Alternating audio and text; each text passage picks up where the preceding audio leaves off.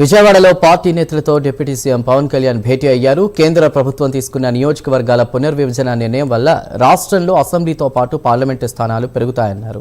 ఇప్పుడున్న నియోజకవర్గాలను 50% పెంచాలన్న కేంద్రం నిర్ణయం హర్షణీయమని తెలిపారు.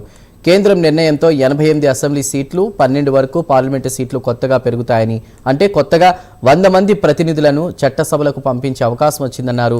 వీటిని దృష్టిలో పెట్టుకుని డీలిమిటేషన్ ఎక్కడా దుర్వినియోగం కాకుండా చూసే బాధ్యత తీసుకోవాలని సూచించారు.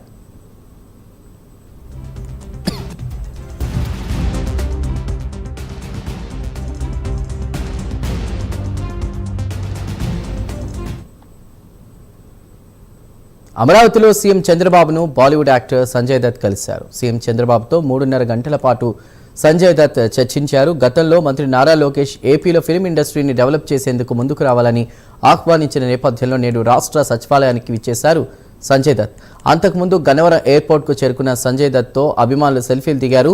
చంద్రబాబుతో చర్చల తర్వాత ప్రత్యేక విమానంలో ముంబైకి బయలుదేరి వెళ్లారు సంజయ్ దత్.